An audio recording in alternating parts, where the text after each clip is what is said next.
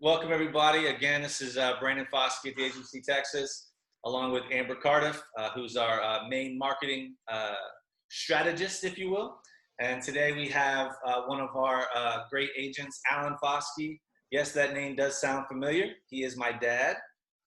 So glad to have you on today, Pops. We're going to go through a couple of questions with you and just kind of learn a little bit about your background, which obviously I already know, but the world doesn't know. So I guess starting off, how long have you been a licensed realtor in Texas?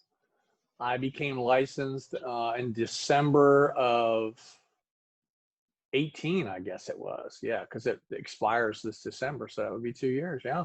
You better get on that continuing education. Yeah, I'm gonna. As soon as baseball's over this weekend, I'm gonna get on it. Awesome. How long have you been here at the Agency Texas? I started with the agency in September of 19. Previously, I was with another agency for about 6 months. Okay. And then what has kind of been your production like at the Agency Texas thus far? Well, compared to before I sold one home in the 6 months, so far since September, it took me a month or so to get the grip of everything, but the agency provides such great leads. I've got 8 sales under my belt. I just closed another one on July 10th. I've got 3 in the works right now. I've got a listing that should be done on August 14th. Turning around and she's buying, which should be done on August 22nd. And I have another one closing on August 14th. That's a buy. I also have one scheduled in September. So that's what, 1, 2, 3, 4. I should be at like 11. Awesome. And you got some other stuff going as well. So, you kind of have a unique background because, a lot of our agents are, just out of college or, they're doing real estate kind of as their career. And this is kind of your second career. So kind of tell the people out there kind of what you did before getting into real estate. Okay. It's actually more like my third career, I guess. Yeah, third or fourth career, yeah. Plus I have a PhD in life, at 62. I worked in the federal government for 35 years. I was in the post office. Probably would have made it to 41 where I could have gotten, 80% retirement, but I became really, really ill, as you know. Wasn't sure I was going to see the next day. So my doctor said, nah, you're done. You're done with that. So fortunately, I saved my sick leave and I went from May to January, still getting paychecks without working. During all that, I was also a high school coach. I coached high school basketball and baseball for 17 years. I actually had a chance to coach Brandon and his 2 siblings. I thoroughly enjoyed that. So once I recovered, it made perfect sense since I already had my degree to go ahead and teach. So I taught full-time for a year and then I subbed for 2 more years. Then we made the decision to move to Texas to be near my grandson, which is Brandon's son. Now we're expecting our second grandson with Brandon's brother. Or granddaughter, we don't know. Or granddaughter, you're right. It could be either. It's true. That is true. I should clean that up, I guess. You know which way you're leaning now, though. Good to know. I'm thinking, my other son is 6'6" and his daughter his wife is 6 foot. So, you know what I'm thinking, being the next basketball coach, or a really, really tall pitcher. That's good too. Lefty, probably. Yeah. So when I got down here, I actually taught high school down here. I became a long-term sub. I did special education English for 3 months at Glenn High School. So I opened the door to meet a lot of people. And then at your behest, I, was working in real estate at the same time. And I kind of used the skills that I developed, through the federal government, through teaching. As you know, I'm a people person. I like to be around people. I really, really have grown fond of working with first-time buyers. And I tell them, I said, hey, look, if it seems like I'm treating you like a son or a grandson, it's because I'm old enough to do that. And I'm gonna look after you, and you'd be amazed the response I get from that. They say, you know what, we really appreciate that you're looking out for our best interest. And Brandon, we had a call this morning from a mom. Yep. Who was, just totally impressed with our profile and wants us to work with her. Well, with your profile, I mean, she specifically told me on our 45-minute call that hey, I looked your dad up on Zillow and really liked his background. And, I think that he's going to be somebody that can really take care of my son when he moves from California to Austin. So, Yeah. yeah, having that kind of that fatherly approach, I think is really benefited you so far. It has worked well. And then I really like working with older people who are retiring because we're the same age. As I like to say, we've chewed the same dirt. So I know exactly what they're thinking. I've been through the retirement. I just love working with them. It's worked out really well so far. Love it. What would you say, and I'm kind of skipping ahead, but, as far as kind of tell us about kind of a day-to-day life as an agent at the Agency Texas, because it is a little bit different than your traditional big box store. Obviously, it's not easy work, but it's definitely we give you lots of opportunities. So kind of touch on that. Oh Like, my what's your gosh. day-to-day like? Yeah, I'm so thankful. I mean, the agency just gives us so many leads that there's some days I'm just like overwhelmed. I mean, we're on call shift 3 times a week, but it takes the other 3 or 4 days to catch up on all the leads that you've had. I've had to grow accustomed to managing my time with that. And I've also had to teach myself that sometimes just take a day off. Yeah. You gotta free your mind, because I'll go to bed and I'm thinking about listings and I'm thinking about what I have to do and all this, and then I can't sleep. Yep. But I mean, there's no lack of opportunities. It's all in how you produce them. I work really hard on first impressions, because I was taught a long time ago that you only get one chance at a first impression. I'll usually get up. I used to have to get up at 3 o'clock to Let's work in the say you should government. sleep in now. Yeah. So now, if I wake up at 7:30, quarter to 8, that's good. I mean, That that's a was your good lunch. day. That was your lunch break back in the day. Yeah. And that's true. I used to take lunch at 9 a.m., which I never ate. I just went and took a I take a nap. Yeah. nap.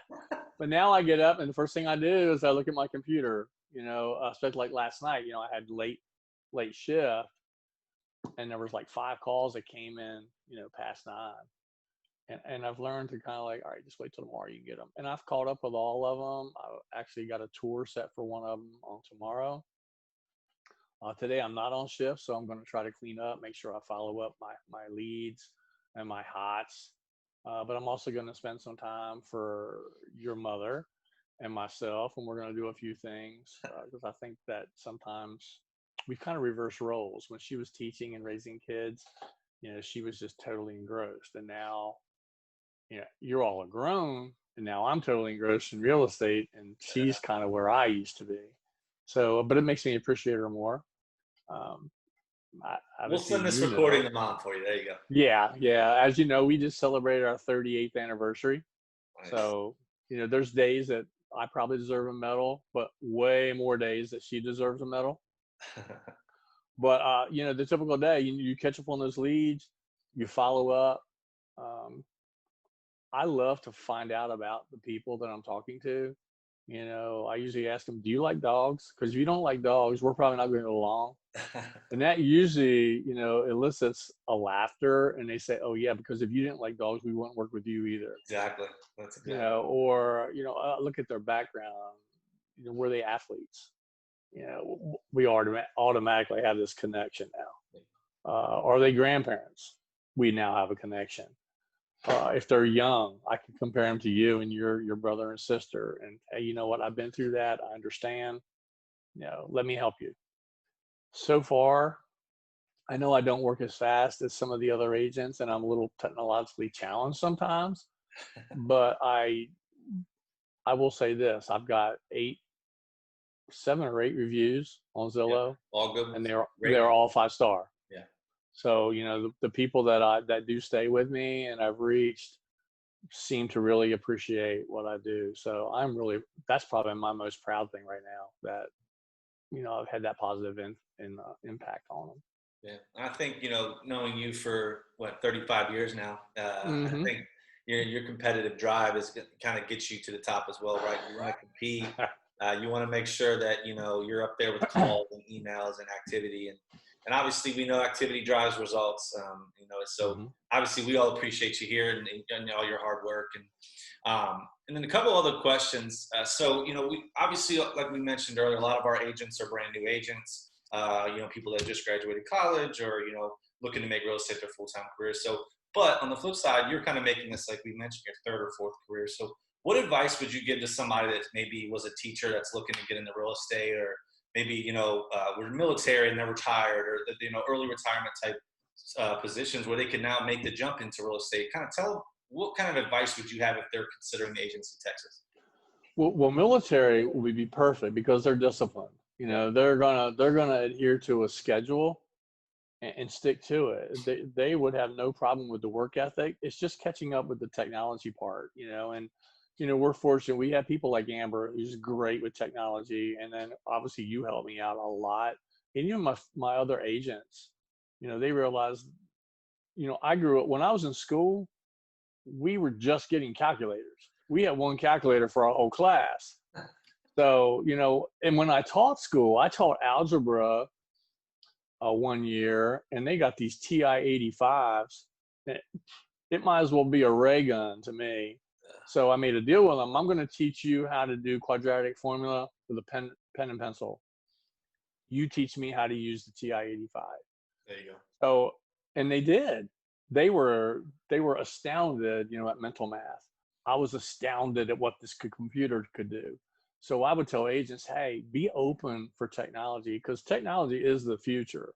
I mean, if you don't learn how to use technology, you're going to be up the creek without locomotion. You're going to die.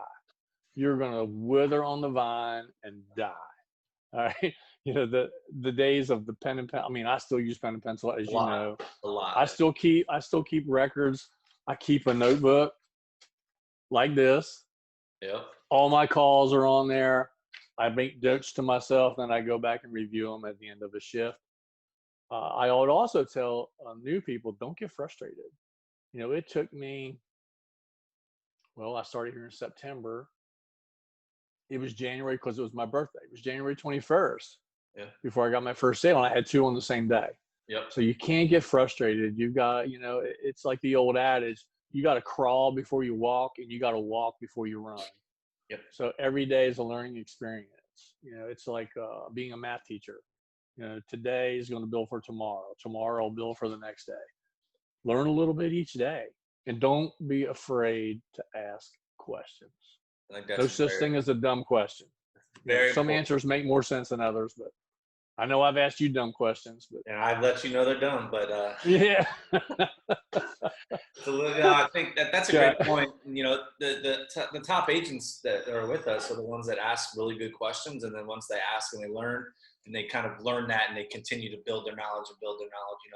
We had Charles on last week, and Charles is one of our top guys, and he's asked the most questions out of pretty much any agent, but he retains it very quickly. So that's a great point. I mean, don't be afraid to ask questions. At the end of the day, even somebody that's been in real estate a very long time, like a lot of times we'll see things that are brand new. I mean, you've been in situations already in the last 6 months that I've never been in, that we've had to kind of deal with. It's like, a fridge leaking in the final walkthrough that you have to get addressed. Yes. Stuff like that, I've never had to deal with that, but, able to get do what's right for your client, stop the train. Like, all right, listen, we got to get this addressed first. And, a lot of realtors, we always talk about, like, listen, I know it's commission and you need the commission, but you got to do the right thing. So always disclose, always do what's right by your client. Because at the end of the day, if we take care of our clients, they'll take care of us, right? In the form of referrals and reviews. And I think you kind of nailed it on the head. And, we'll go last question. And this is, kind of a little bit, not what we had originally talked about, but, if you had to pick curveball, you're going to throw me an Uncle Charlie, aren't you? You probably had to throw the curveball, so I'm throwing you one. So, if you had to pick, the top 3 characteristics that you have that make you successful in this job, and that would make another person successful in this job, what do you think those top 3 characteristics would be? Honesty, integrity, and transparency. A deal I'm working with right now, we had a mishap, in the middle of auction where there was a leak. So the first thing I did is I said, hey, don't panic. We'll get it fixed. And the first thing I did was email the buyer's agent. Say, hey, look, just to let you know, this just happened. we're fixing it. It'll be taken care of. I don't want you to worry. I'm sending you receipts of everything that was fixed, which as a matter of fact, my client is so good. She didn't like the end result. Even though she paid this guy a couple $100, she didn't like the way it looked. She brought in a second party Oh, wow. to redo it to make it look good. You know, that's above and beyond. Those are the kind of clients you love to have, and you will work twice as hard to make sure they get what they want. I love it. Well, hey, all three of those characteristics are why you're successful. And, you know, obviously we have big goals for you with obviously the agency, and obviously, you know, working with you. You know, anytime you get to work with your dad, it's pretty special. So before I get mushy, we'll end it there. But again, Pops, thanks for coming on. We really appreciate you, you know, stopping by and speaking with Amber and I, and keep up the hard work. And obviously, I'm sure you'll have another dumb question here in the next couple of minutes. There's no doubt. You know what? I have found out, you know, when you wake up, just go ahead and ask a dumb question right off the bat and get it over with. Yeah. Get it over with. All right. So then I'm good for the rest of the day. Exactly. You know, I do that right after I check the obituaries. I'm not on there. Let's roll. All right. Oh, man. Well, listen, man, we appreciate you stopping by, you know, and obviously thank you again for all your hard work. Love working with you. I'll talk to you here soon. All right. Appreciate the opportunity. All right. See you, Amber.